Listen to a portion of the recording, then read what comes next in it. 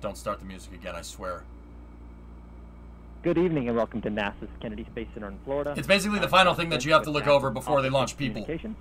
We're here to discuss NASA's Spacex Crew 2 mission, the second crew rotation flight of the Spacex Crew Dragon spacecraft on a Falcon 9 rocket to the International Space Station as a part of NASA's Commercial Crew program. Teams from NASA, SpaceX, and more just completed the flight readiness review for NASA's Spacex Crew 2 mission, including Crew 1's return scheduled for April 28th. And senior representatives are here to talk more about this important review. I'm joined today by Kathy Leaders, Associate Administrator for Human Exploration and Operations from NASA headquarters, Steve Stitch, Manager, NASA's Commercial Crew Program, Joe Montalbano, Manager, International Space Station Program, NASA's Johnson Space Center, Norm Knight, Deputy Manager, Flight Operations Directorate at Johnson, William Gerstenmaier, Vice President, Build and Flight Reliability at SpaceX, Junichi Sakai, Manager, International Space Station Program at JAXA, Frank DeVena, Manager, International Space Station Program at ESA, and Randy Repchek, Acting Director of Operational Safety for the Federal Aviation Administration. We'll start with opening comments from our presenters and then take media questions. To get your question into the queue, please press star 1 on your phone. And with that, we'll go to Kathy. Bill Gerstenmaier was the head of Human Exploration Operations for a long time. It was a very moving day. You know, I just sitting in this room, and I told Steve Stitch this, that I was sitting in his chair last year, May 21st, sitting here as we were getting ready for crewed flight. And here we are 11 months later, getting ready for our third crewed flight. So Kathy Leaders runs NASA's Spaceflight Human Exploration Operations. Really she runs amazing the NASA's Human Spaceflight Program, SpaceX basically. and NASA teams have accomplished. She's and cool. when you go through all the kind of the key firsts that we've been getting ready and carefully reviewing today, and you think about this is going to be the first time that we've reviewed really two key events in a single flight readiness review.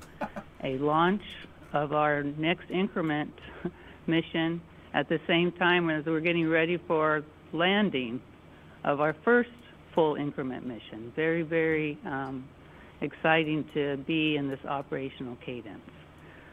And on top of that, it's also the first time that we're really using a reused capsule and first stage. You know, we've been doing that on our cargo vehicles, but now the team's been working through it diligently over the last 11 months since we put it on contract, and here we were today, and we're getting ready to use vehicles that have flown, that have been flight proven. So it's another amazing first for the NASA and SpaceX team. We're also, we had our ESA participants and JAXA participants, because guess what? This is our first ESA crew member flying on board, and we're, again, blessed to be able to fly another Why would you just boost JAXA the audio? crew member, and very proud to be bringing Aki up to meet Soichi. Very, very exciting time for us. Very happy that Tomas on the flight, and excited to see him going up. But as you're going through these reviews, you realize that not only is it going to be Aki and Tomas' lives in our hands, it's also Megan's and Shane, who's the commander's, lives. And we have to diligently get ready and be carefully reviewing the data and make sure that we're ready to go fly.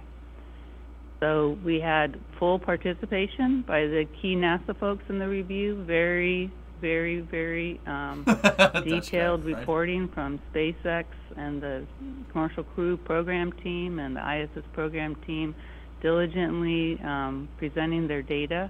The flight readiness review was very successful. We only had one exception. It needs to be cleared up in the next few days because it's got to get resolved before static fire. And it's involved with LOX loading, and I'll let Mr. Gerstenmaier probably talk about that in a little bit. But I can't tell you how proud I am of the team today. Everybody agreed to proceed towards flight, obviously, with us working to clear that one issue. And it's just a very exciting day for us to go get ready to flight and move one step forward toward our launch date of April 22nd. And we'll go to Steve. Steve Stitch Kathy. runs Thanks, NASA's Josh. commercial crew program. program. Today was a very exciting day, and it's exciting for the commercial crew program to be here. And we're very pleased to fly our first ESA astronaut as well as another crew member from JAXA. Again, it's exciting times. As Kathy said, today the FR was successful. We do have one issue that we'll have to go work through, but we'll press on toward launch. The launch date is April the 22nd. The launch time is 6:11 a.m. Eastern Time. It's a pretty busy time frame down here at Kennedy Space Center. Dragon and Falcon 9 are mated in the hangar. We'll roll out the vehicle tonight to the launch pad a little after midnight and proceed out to the pad. And then we'll get into a couple of critical operations. On Saturday, the plan is to static fire or hot fire the 9 engines on the first stage around that same time, 6:11 a.m. in the morning. Reuse booster, and by then the way. The following day on Sunday, when the crew comes down, we'll go through and do what we call a dry dress or a dress rehearsal of the whole launch sequence, where the crew suits up, goes out to the pad, gets in the vehicle, and practices that whole countdown with the SpaceX and NASA team. It is a very busy time here in April. You know, we had our port relocate earlier, April the 5th, to move the Resilient spacecraft around to get ready for this mission. Nice, Justin. And then, as I said, we've got the launch coming up on the 22nd, and then the Crew 1, the Resilient spacecraft, will land also. And preliminarily, the first opportunity would be to undock pending weather on 4/28, April the 28th, around 7:05 Eastern Time would be the undock time. Landing at 12:40 Eastern Time that day. It's a very short undock to landing scenario, and the prime site that day would be Tallahassee. You know, the vehicle's been on orbit for a long time. It's been doing great. The last couple of days, what we've done with Resilience is we've at least once before, Julia. That vehicle. We used the space station robotic arm to do an inspection, and some of the high definition cameras on station to look at the thermal protection system. So far, those surveys have gone well. We sit down between the NASA and SpaceX teams and review the data, and all that's going really well. I will say, you know, the FR was great today. It's been a busy time frame, as Kathy said. When I look back a year ago, we were getting ready to fly our first Dragon mission with Bob and Doug. Now we have a vehicle on orbit that we moved and getting ready to come home. We have the Crew 2 vehicle ready to launch, and then Crew 3 will fly in the October timeframe. Will be the bookend for this mission, and the Crew 2 landing will also be in October. So a busy. Yeah, Thomas, that's what I was about to say. I had to insert. We're learning a tremendous amount about the vehicles. You know, commercial crew program can take advantage of all the Falcon 9 flights. We learn from each one of those flights. We look at the data and follow that fleet and see how the vehicle performs, and we fold that into our crewed missions to make those missions safer. We also follow the cargo flights as well. The cargo flights give us a tremendous amount of data. If I just look at the recent cargo flight we flew back in the November timeframe, we tested out some new thruster valves, some new batteries, and some things that really help us out as we head to these crewed flights. So it is an exciting time frame for commercial crew, and we have, like I said, 4 flights this year. I will say there's probably interest in the next flight for commercial crew after this one, which would be the Boeing flight, the OFT-2 flight. You know, April is a busy time frame, and then Joel will talk more about the Soyuz operations. We have commercial crew operations. We're really looking for a good window to go fly OFT-2 when it's the right time on the space station and the right time from a launch perspective here with the Atlas Manifest here at KSC. The OFT-2 spacecraft is in good shape. It's almost ready for launch. We're taking a little bit of extra time to do some extra software testing while we have time on the Boeing vehicle, and so we're working hard on that mission as well. And with that, I'll turn it over to Joel. I don't think I can multitask like that. You really got to listen to this, dude. You know, today was a great review, a huge amount of work. Guys, and they drop really good information in this, like what you just heard. They don't, and as in King, we just heard, as of yesterday, and I don't want to cut off Joel too much, I said yesterday that the reason why OFT-2 and Starliner are taking so long is because they're trying to find a spot on the ISS. So they're trying to figure out a window for it, right? And they just said that they're using that time to do additional software tests on Starliner, and that's basically why it's still on the ground.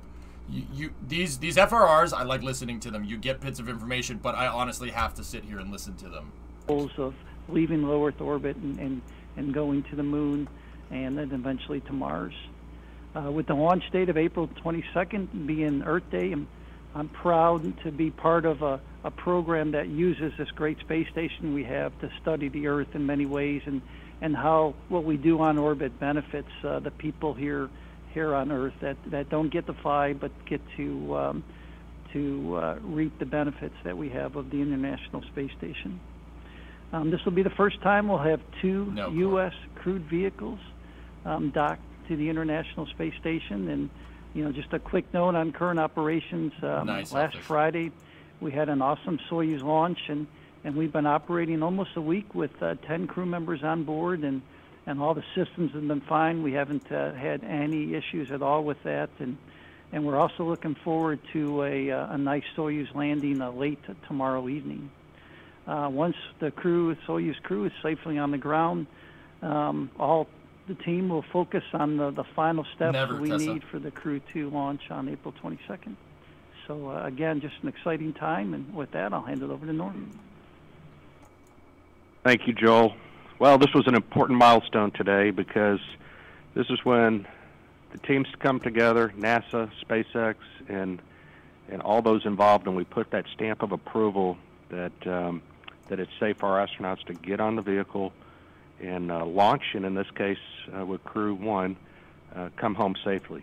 We assure crew safety, vehicle safety, and completion of all the mission objectives that are set forth, and that was absolutely accomplished today. And it was, as many have said already, a great review.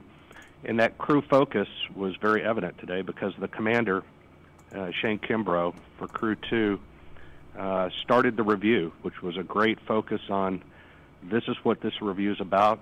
This is the importance. Human beings are on board, and we have to make sure that we're doing everything we can to get them safely into orbit, do their job, and get them back home safely.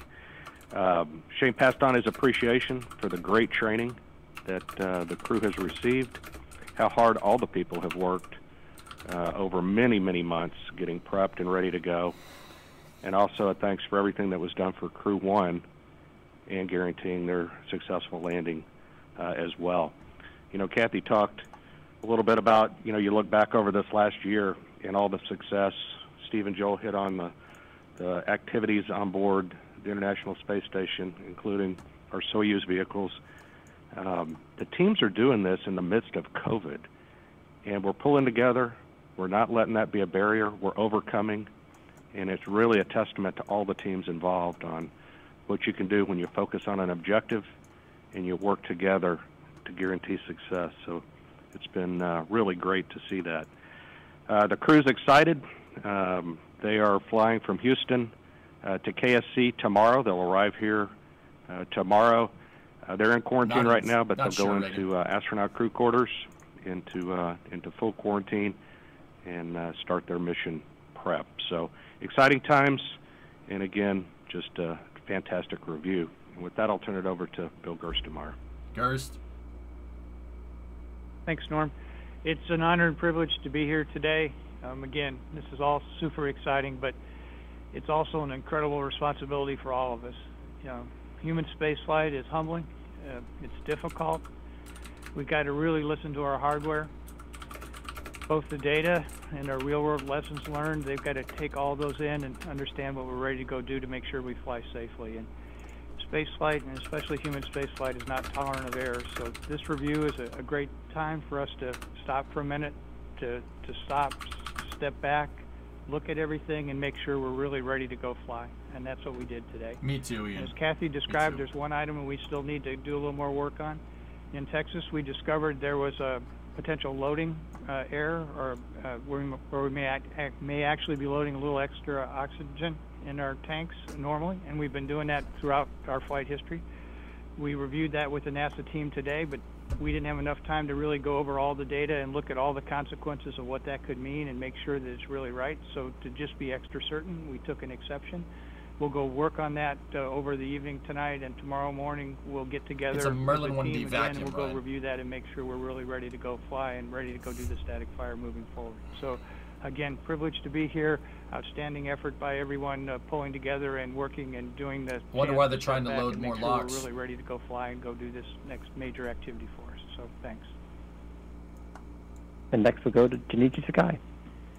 Thank you for introducing me. My name is Sakai Junichi, the ISS Program Manager of JAXA. First of all, on behalf of JAXA, I would like to sincerely express my appreciation to the NASA leadership, SpaceX, and all the members who work so hard for the Crew 2 launch and the Crew 1 return preparation and continuing ISS operation under the tough COVID-19 situation. I got it, Nano, so don't take care. As reported earlier in this FRR, we have decided to go for the launch and return, just including astronaut Hoshide Akihiko Aki and astronaut Noguchi Soichi are all ready for them.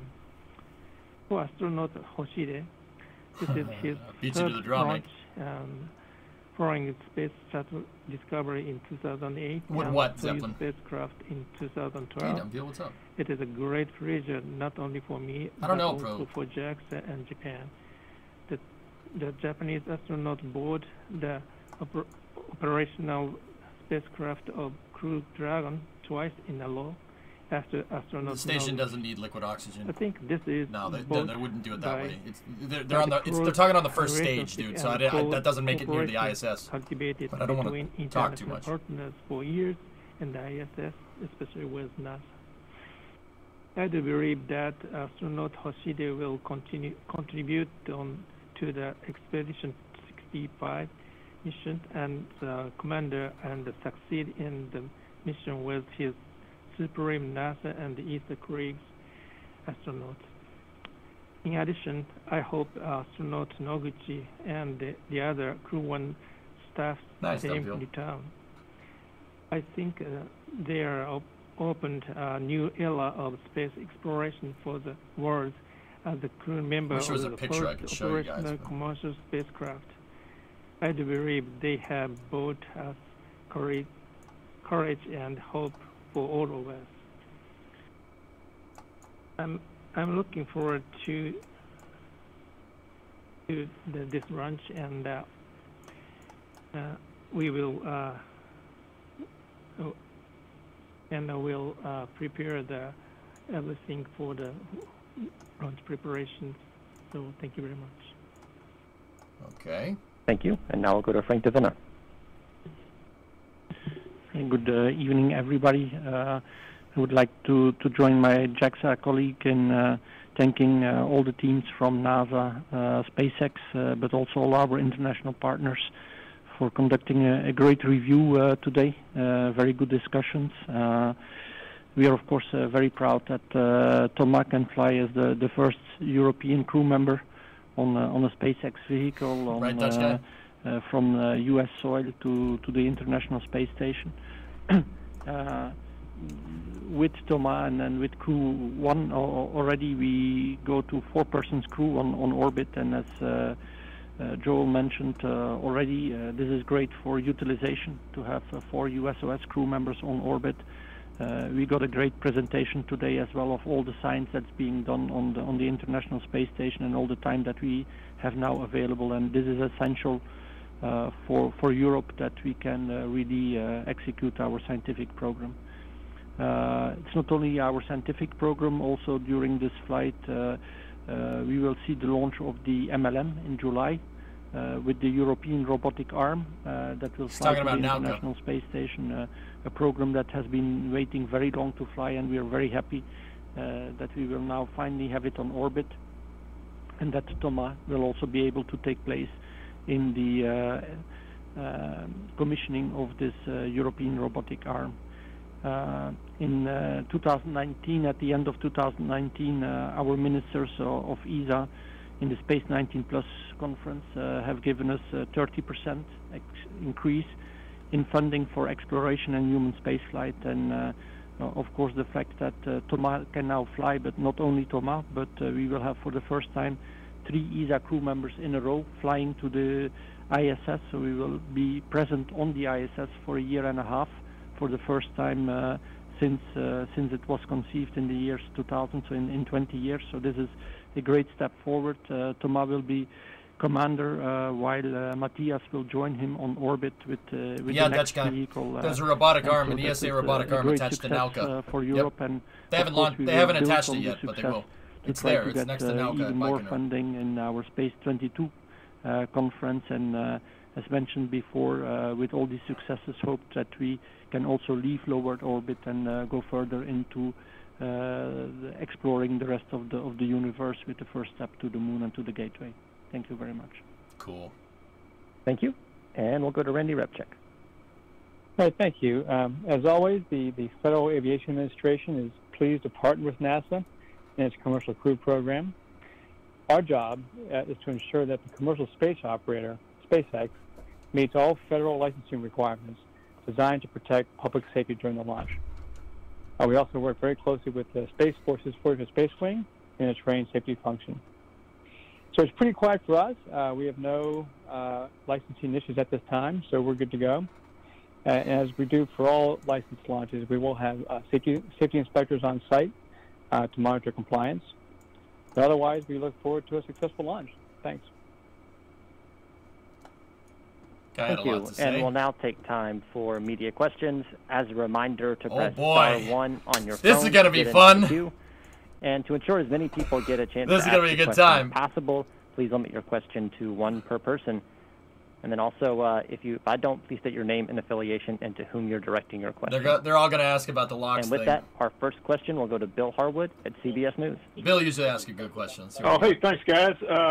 Billy. I guess this is for Gerstenmaier. For Gerst, first of all, welcome back to the panel. It's wonderful to hear from you again.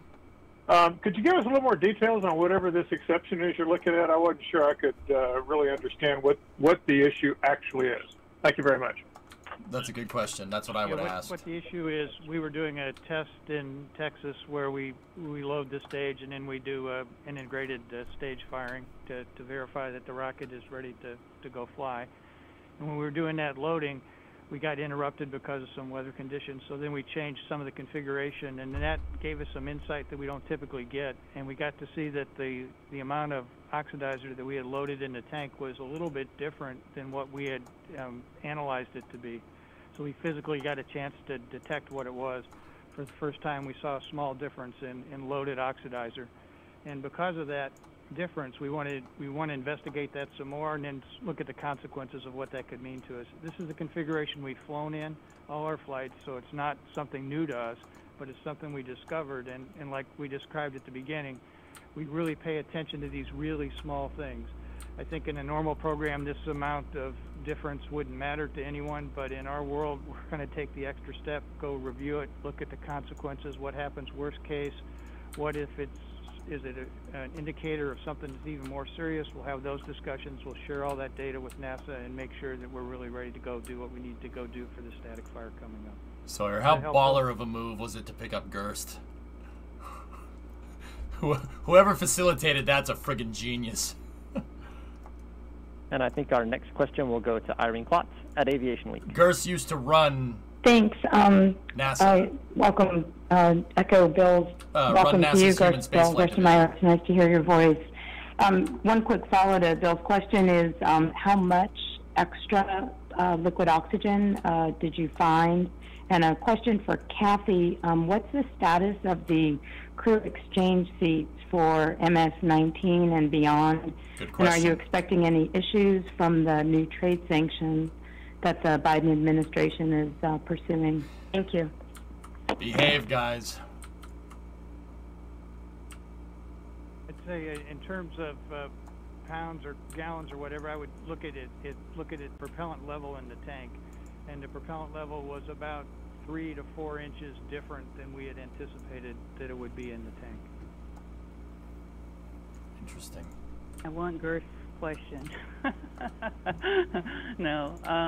So Irene, we're still working through our interagency review, and are kind of in the final wickets of it. So and obviously I think we have strong administration support for maintaining the International Space Station, and so we understand that there's sometimes difficult geopolitical issues out there, but we also I think the administration also understands the value of the International Space Station as a peaceful bridge sometimes during tough times. So but we're looking forward to final approval and expecting it fairly soon. Thank you. Our next question will come from Gina Sinceri at ABC News. But what is explain the choreography between docking Crew 2 and undocking Crew 1? How complicated is that? Yeah, I can take that question. So it has been a fairly complicated sequence. We did start that sequence back on Monday, April 5th, when it's the reverse of moved the Crew 1 Resilience Dragon. We moved it. It was on the forward port on the space station. So we did about a 40-minute or so fly around to the zenith port and redock that. So that freed up that forward port. We really would like the Crew 2 Endeavour spacecraft on that forward port. That sets that port up for the zenith port once Crew 1 undocks for cargo mission. So it is a weird problem to have this late in the Falcon 9's development. Port's all ready to go. We'll launch, and it'll be about a 23-hour rendezvous. It could be the test stand at McGregor. Once, the Crew 2 vehicle launches. It should arrive at about 5:30 a.m. On April the 23rd, and we'll dock there, and then the crew will spend about 5 days during a handover on station where the Crew 1 crew hands over what's been going on, the safety briefings and so forth for that period of time, and then we'll C-22, pack the cargo in the Crew 1 vehicle. And NASA, man, that's probably why they're waiting. Dragon mission management team, an IMMT, and they're probably space station mission. I don't know if they team. should test it with the. We'll make sure that the weather's ready to go, and then we'll undock the Crew 1 resilience vehicle, and it does a series of maneuvers, goes below the station, and for that particular opportunity that I talked about, core space, we should land about 7.5 hours or so after undock. Our next question will come from Marcia Dunn, Associated Press. Yes, hi. Two quick questions for Bill. For the extra couple inches of liquid oxygen in the tank, is that on all your Falcon 9 rockets to date or just those for NASA? And probably for Steve, I know you're still working the manifest, but what's your earlier than dates for the Starliner redo test and then the first I think they do Starliner dry dress, Sawyer, if I'm remembering right. It would be for all our rockets, and again, I think we're still studying to see if it's really real and what the actual magnitude, so we need a little bit of time to get that together, but it's on the order of what I described to you, and it's all our rockets. Interesting. In terms of the Starliner flights, again, we continue to look at the ISS traffic model and the launch manifest here with the Atlas. We've got this Crew 2 mission coming up, and then we'll undock the Crew 1 mission. Then there'll be a cargo resupply flight that Joel can talk more about, but there's some critical solar arrays that fly up on that in the June time frame. That's about a 45-day mission or so. So right now the windows that we're kind of looking at are the August-September time frame for OFT2, and then for the crewed flight test, we're looking at that flight being toward the end of the calendar year, in that last quarter of the year. That vehicle is getting ready to go fly as well. So. They can't find a spot. Starliner can't find an open spot on that damn station. Joe Roulette at The Verge. That's not a bad problem to have, I guess. Hey, thank you. This is one for Joel. As Steve was saying earlier, Joel, it's definitely a super busy time on the ISS. Is NASA considering any kind of plans to expand the number of ports with an international docking adapter so that the second commercial crew vehicle, Starliner, could dock while there's, say, 2 Dragons on the station? And if not, is that something that would even be possible in the future or good in the future? Thanks. Hey, Joey, thank you. Good question. We're always looking at ways to be more flexible on board and how we could accommodate more vehicles and how we do all, the utilization research and tech demo, LEOCOM that I talked about earlier. Right now, when we look forward, fast forward a few years to when we get a commercial element on board that I know you're you're aware we've been working with Axiom Space. Yeah, Forge, it's interesting. That will require us to move the docking port on the node forward to the Node 1 nadir. So we're going to be changing that in the future. At this time, we talk about additional docking ports, but we have to, at this time, just kind of weigh the pros and cons of that. Right, Garrett. Right now, we're not on a path to go add another docking port, but we do have that movement that I talked about once we get the Axiom commercial module attached to ISS. Interesting. Thanks. It's interesting that they're going and to go... our next question will come from Jeff Faust at Space News. Nadir Node 2. Yeah, it's a question for Steve Stitch. For the review for this flight, you're using a reused Dragon and a reused Falcon 9 first stage. What sort of differences were in the review? What different things did you look at compared to, say, the Crew 1 mission because of the fact that you are using reused hardware? Thanks. That's a great question. We had to do an extensive amount of work to look at both the Dragon for reuse and also the F9. We reviewed over 3,000 different products that SpaceX provided us on that vehicle. We had to look at how the structure would perform for an additional flight. Dave, these are all really good questions, actually. These are the questions that I would be asking. At all the requirements to make sure that they were met. We made sure all that the hazards on Falcon 9 and Dragon were controlled. And then there were also a number of upgrades, I would say, between the flights. On Dragon in particular, propulsion system was upgraded to eliminate titanium in some locations, and we had to review that. As I said, the battery system is new and improved on the flight. Huh. The thrusters have some improvements on those. We had to review those systems. And then SpaceX has made some changes and improvements in their abort system as well for escapes during launch to improve crew safety, and we had to review those. So it was a series of upgrades, I would say, to improve safety, and then also just reuse, having to make sure that the structure, the component lifetime was all within the certification and the qualification of those components. So it took about 10 months of intensive review. Super proud of everybody in the NASA and SpaceX teams that went through that review and worked long hours sometimes. Jeez, I think they froze the hardware, maybe. I mean, we're in a good posture from the review today. Jeez. Our next question is from Stephen Clark at Spaceflight Now. Hi, thank you, Stephen Clark, Spaceflight Now. Question maybe for Gerst or of course. Yeah, probably for Gerst. Can you talk about the launch dates you have available after April 22nd? From an ISS phasing point of view, what days can you launch? And if the launch delays from the 22nd, is it a day-for-day slip in the Crew 1 return, or are you trying to maintain that 5-day crew handover period, or do you have some flexibility there? And that's probably for one of the NASA reps. Thanks. Another good question, believe it or not. I can talk about the launch opportunities. This is Steve. We basically have April 22nd and 23rd, so we'll have 2 days that are good from a launch to dock phasing perspective. They would both take about 23 hours or so to get to the ISS. Then we would stand down for 2 days. Those next 2 days are not favorable for phasing. And then we would have the April 26th and 27th.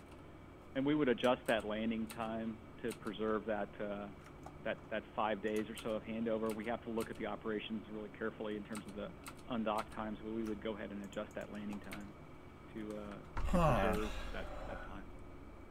We looked at it a little bit right, Jake? from our standpoint, and we think about 4 days is the minimum that we could space between. We had the 5, and we'll work with NASA to figure out the right timing to get the work done. But I just chose NASA colors, bud. We might be able to shorten a little bit if we just move the 1 day to the backup day. Interesting. Our next question will come from Hanukkah Wettering at Space.com. Hi, thanks for taking my question. Another one for Gerst, I think. Can you talk a little about the process of refurbishing the Crew Dragon and how it's different from refurbishing a cargo Dragon? Thanks. Fair. Well, one thing that was pretty major that Steve talked about was on the abort system for the Dragon vehicle, we used to have titanium valves in there, and we replaced those with a stainless or Inconel valve, and that was a major change. The other thing we did that was, I think, a big performance improvement for us was the way when we did aborts, the propellant used to flow out of 2 tanks, and it just flowed out of the tanks directly. We put an orifice in one, so it made the mixture or the flow rate out of those 2 tanks a little more favorable. So it gives us the ability to use more propellant in an abort situation. And what that additional propellant does is it allows us to have higher onshore winds and still be able to go ahead and launch. And that gives us a lot more launch probability. So those are some of the things that we added to the vehicle that are more than just a typical kind of refurbishment thing. These were really enhancements above and beyond what you would do in kind of a classic just get the vehicle ready to go fly again and update the heat shield and put things on the back. I think the other thing that's important too is it's really nice having the cargo flights, because we had some erosion on the bottom of the heat shield, if you may remember, and we were able to make those changes and fly it on the cargo flight. So we actually got to see that perform during a reentry before we go bring Crew 1 home here with that same modification on their vehicle. So there's a lot of advantages of having the cargo vehicle kind of be a precursor to test new things out before you put it into the crew vehicle. Always learn stuff in And our next question will come from Eric Berger at Ars Technica. ARS Technica. Yeah, hi. Thanks for doing this. Question for Steve, maybe. Can you characterize the work that's been done on the Falcon 9 first stage since it landed 5 months ago? You know, were any engines replaced? You know, what kind of refurbishment did that vehicle needed? And maybe for Gerst, if you could talk a little bit about, you know, it's been almost a decade since you were doing the CRS-1 missions, and now here you are doing Crew 1 missions, Crew 2 missions from the other side. I'm just wondering, you know, have things matured? What's the difference in your mind? He works for SpaceX and not talk a little bit about the NASA. refurbishment of the Falcon 9. There were no engines swapped out on the first stage. We did end up swapping out a couple of the turbine wheels. Just when we looked at those wheels, there were a couple that are a little bit more favorable for us, and so we replaced 2 turbine wheels on those engines.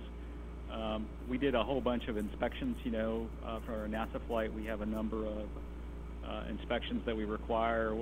So we went through and did all the inspections of the engines and the vehicle, and did those as a normal part of the flow. We did replace the landing legs, so there was a little bit of a harder landing on Crew 1 than some of the other flights, and so we had to go in and replace a landing leg, and that was a little bit of it's an operation that SpaceX has done before, but it was a little bit unique. I would say on both the Dragon refurbishment and the Falcon 9 refurbishment, NASA has an office in both those facilities, and we work hand in hand with SpaceX as they go refurbish the vehicle. We have our engineers there present to look at the vehicle, to do the inspections with SpaceX. It's a great partnership. Using favorable both Dragon and F9.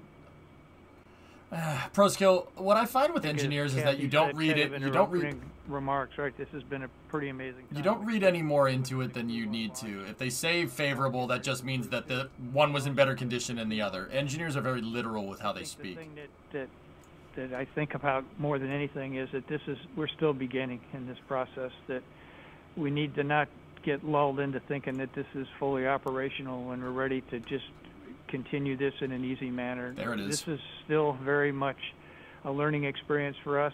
You know, you heard also from the other presenters a little bit, it's been a tremendous advantage for us to fly all the flights that we're flying. We get a chance to see a lot of Falcon 9 flights. We learn a lot about this vehicle. I'm not just nodding my head. Flying more Falcon 9 flights and creates see how a safer they actually vehicle. perform, where you probably wouldn't want to put that level of change into a crew vehicle. You want to fly something on a crew vehicle that's really mature and really ready to go fly. But this allows us to kind of experiment in a way and see what an effective a change is, and then make sure that it's really ready and mature enough to go into a crew vehicle. So I think my takeaway from where I sit right now is that we just got to be really careful. We're still learning. This is still kind of the beginning of how we move forward into this new commercial area and how we move forward. You know, we're looking forward to doing some commercial flights on Inspiration 4 and some things in the fall. Those will be another huge responsibility for us. But right now the focus in front of us is really this Crew 2 launch and this Crew 1 landing, and make sure that we do everything we can to make sure those are successful and make sure we didn't forget anything. And that's what the purpose of the review was today and the purpose of our interchange. Our next question is from Ken Kramer at Space Up Close. Oh, thank you. And Gerst, it's great to hear your voice, too.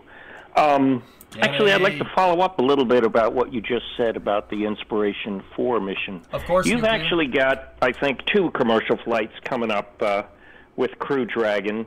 How will that impact flying the missions to the ISS? You know, refurbishment, reuse. How will that work? Thanks. Yeah, we've kind of laid all that out, and we've got the vehicles laid out. The Crew 1 vehicle that comes back will get turned around, and it will potentially be the vehicle that's going to go fly the Inspiration 4 crew. So we've been through one refurbishment campaign, so we have that understood. So we're going to go ahead and make those changes, and that's kind of the plan.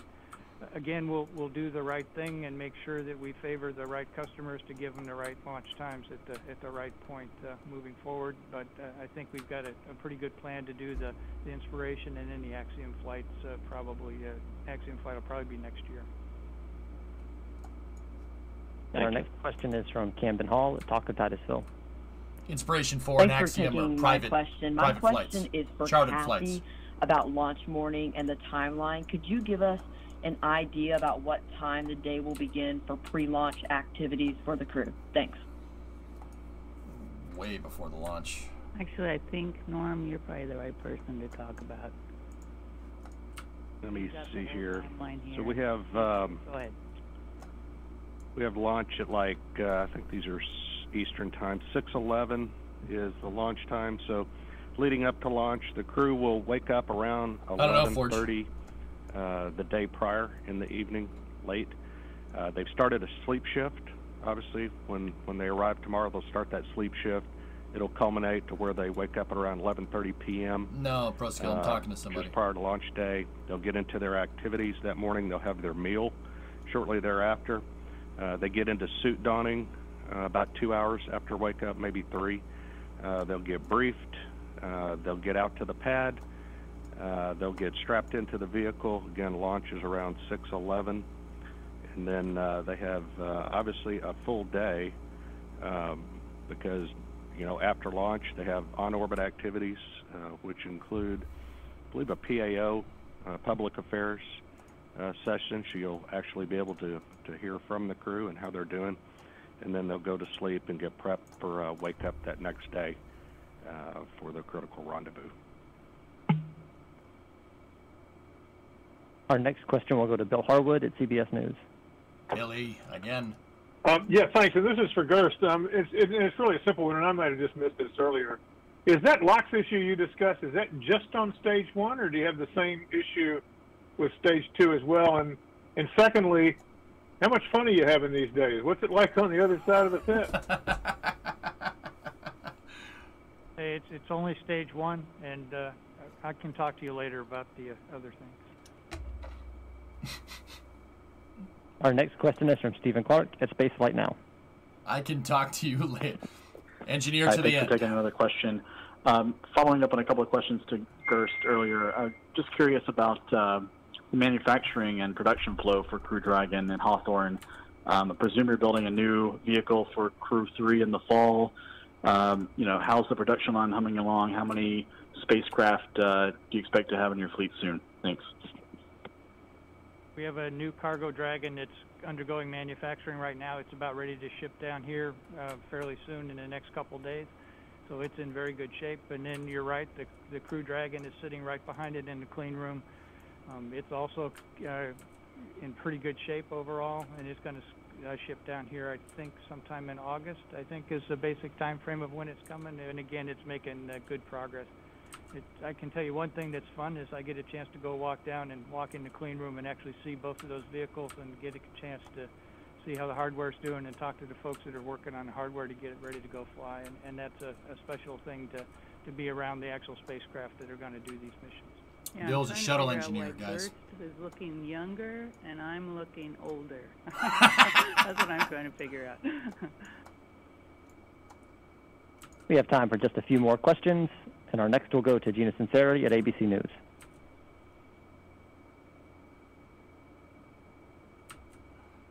And Bob splashdown, it turned in kind of a circus there in the Gulf of Mexico. What are you going to do to prevent this from happening for Crew 2? Or for Crew 1, I'm sorry. Yeah, we have worked extensively with the U.S. Coast Guard to have many more ships on station to patrol that area and make sure that we don't have the number of boats in the area that we had before. That's right, Corey. We have a plan for each of the landing sites. We've tabletop that and rehearsed that with the Coast Guard, and so we don't anticipate having that problem again. Something like that, Jack.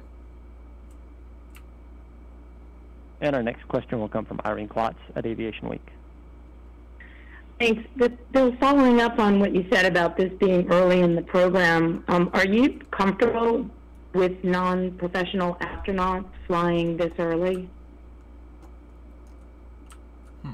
Yeah, I think if you look back, I think we really designed the vehicle to be a pretty autonomous vehicle from the very beginning. And we're gaining experience to see where we need to make changes and things move forward. But I think this is about the right time to start bringing some commercial folks in and some private astronauts in. If Gerst says it's good for civilians to fly on. And our final question will come from Joe Roulette at The Verge. Hey, thanks. This one's for Randy and Kathy.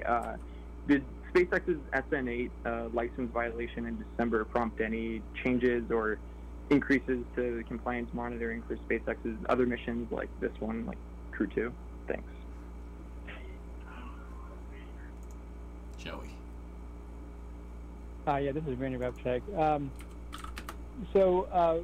No, not really. I mean, so we've, this is a different. Let me put this. We are consistent how we license and do inspections, and so we're consistent across the board. And and once again, the Falcon really wasn't a factor in the SN8 launch. Joey.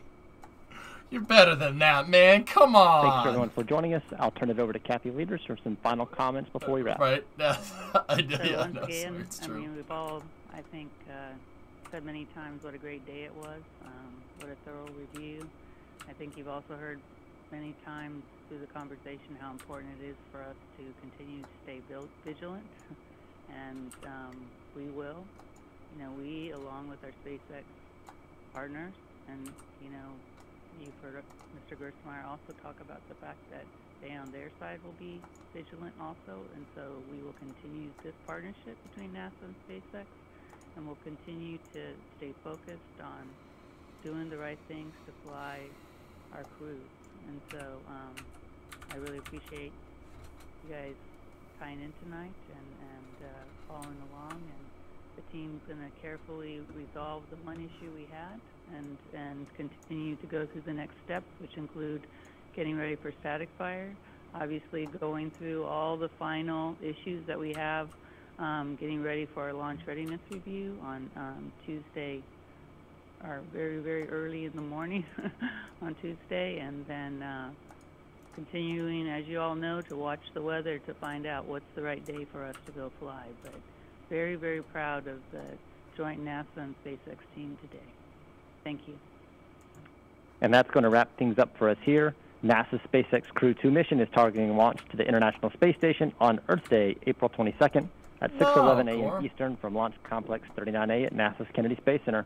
We'll begin our live coverage at 2 a.m. and continue the broadcast through docking, hatch opening, and the welcome ceremony on April 23rd.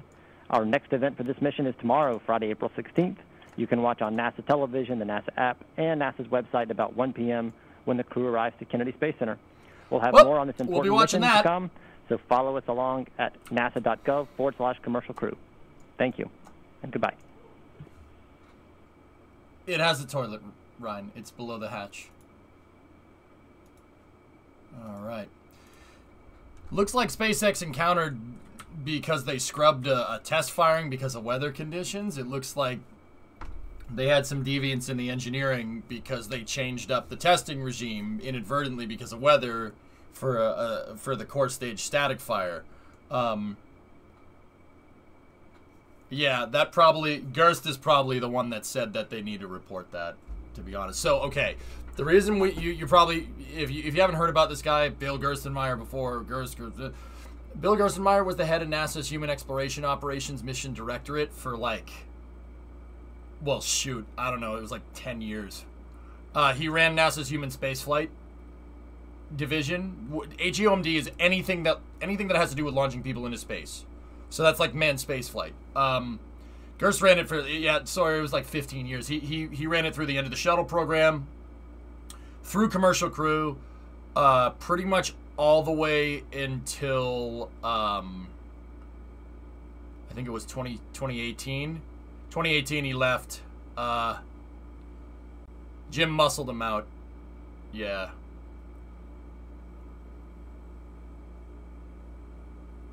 Jim didn't think he was doing a good enough job, so he kind of said, you can go do something else. And he's like, yeah, I will. I quit. Bye. And then SpaceX picked him up like the next day. Yeah, Nikita, Jim muscled him out. He replaced him with Doug Lavero. Doug Lavero kind of oversaw all the human landing system and started that up. I don't know why Bill got rid of him, or Jim got rid of Bill. I have no idea. But now he works at SpaceX. Bill is all engineering, okay?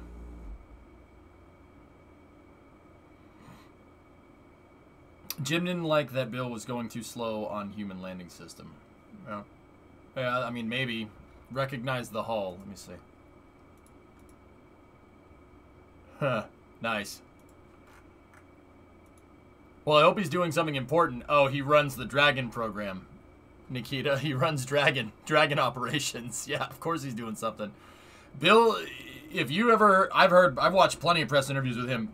Dude is straight up all business. He does not screw around with this. You can tell that guy takes his work real serious. But you have to when you're sending people into space. He's the right guy for the job. I'm really happy that SpaceX picked him up, actually.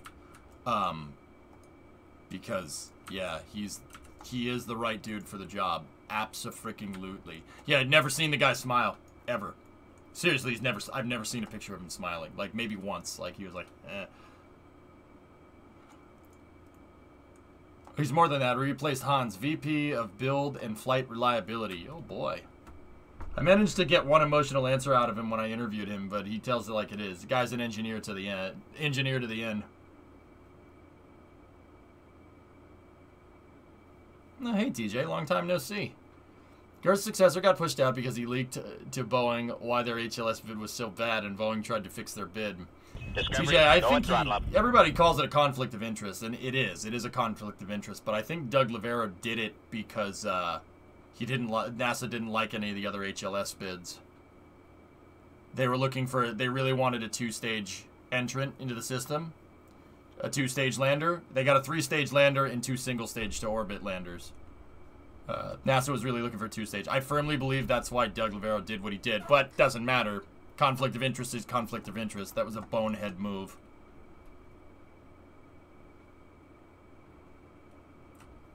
Caligulard, 63-month resub.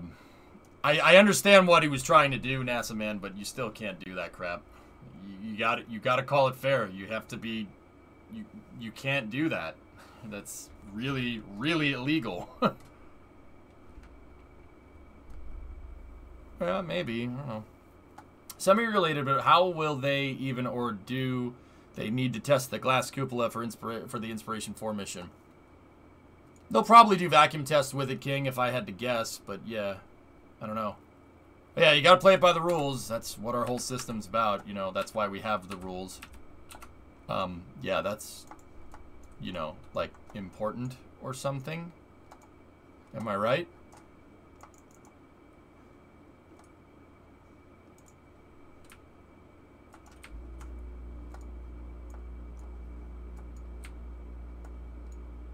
So what do we hear from the readiness review? So they made a bunch of upgrades to Dragon. They upgraded its launch escape system to be able to have higher flow rates, so they could actually increase the window for launch criteria. What does that mean in plain English? Basically, they can launch a crew mission with a lower probability of violation because they can get higher flow rates out of Dragon's launch escape system. So basically, they can flow more propellant. You flow more propellant with a rocket engine. You increase the flow rate. Engine's more powerful, basically.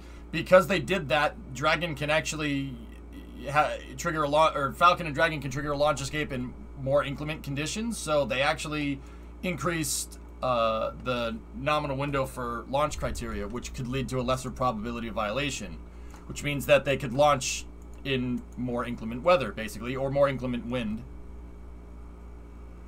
They also talked about replacing titanium components with stainless Inconel. I'm fairly confident that the reason that they did that is, well, nitrogen tetroxide inside of the launch escape system and the RCS. It turns out when nitrogen tetroxide, if it gets compressed enough and hits titanium at a high temperature, titanium combusts. NTO can be a oxidizer. Nitrogen tetroxide can be an oxidizer for titanium. That's the reason why a Dragon capsule blew up on the test stand a little while back. I think they're weeding out all titanium components from prop flow for pretty good reason. Yeah, a capsule popped on the test stand because nitrogen tetroxide backflowed through the system, and then when they went to pressurize it, because it backflowed, it leaked through a valve, and when they pressurized it again, that NTO hit the valve, and it pressurized it, it compressed it, and it got so hot that it actually ignited the titanium and blew the entire capsule up. Yeah, true story. Titanium is actually a solid propellant for nitrogen tetroxide. Yeah, who knew? Funny how that works. Yeah. Titanium propellant. That's a thing.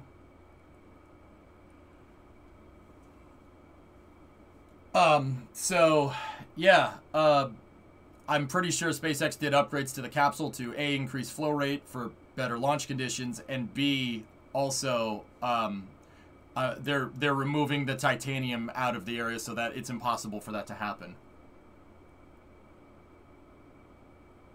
Yeah, that's a question, right? So you're saying we need to make a rocket design to use solid rocket fuel titanium. I prefer solid hydrogen, but yeah, you could do it with titanium. I mean, titanium propellant sounds expensive. Yeah, it probably is. Yeah.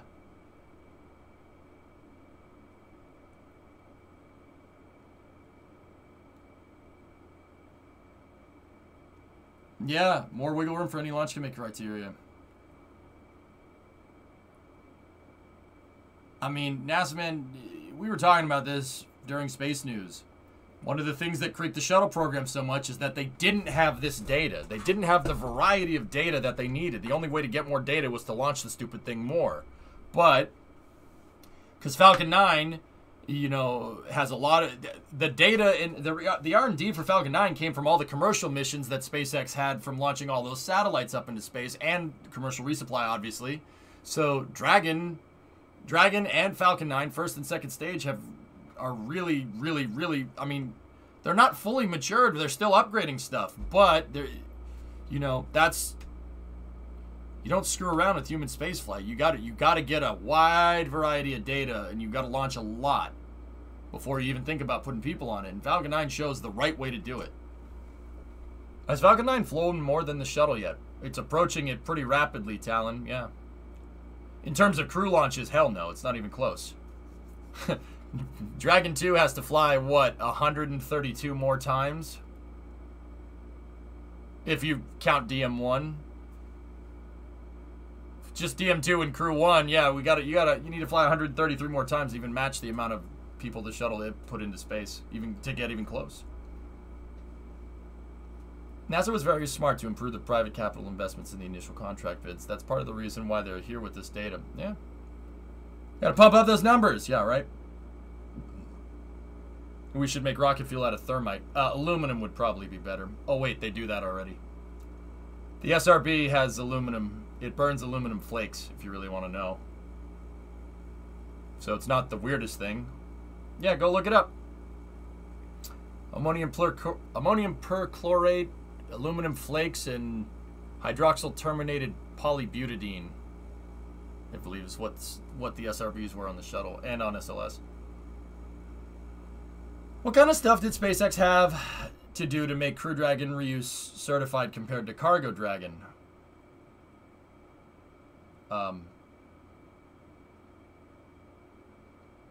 The stuff that didn't need a certified for Crew Dragon over Cargo Dragon? Well, very simple. The stuff that involves people. They probably took apart that entire capsule and put it back together and verified that all the components work.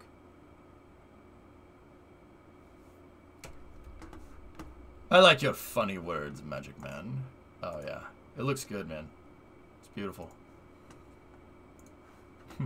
1, man rating. 2, C1. It's true.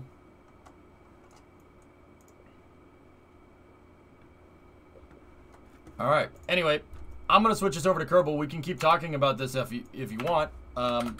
So for the people, some of you picked up on it. I definitely was playing KSP in the background. I fueled the pad and we got the Freedom 7 adapter plate on, and the crane is in position. All we got to do is just stack the vehicle, and we're good to go.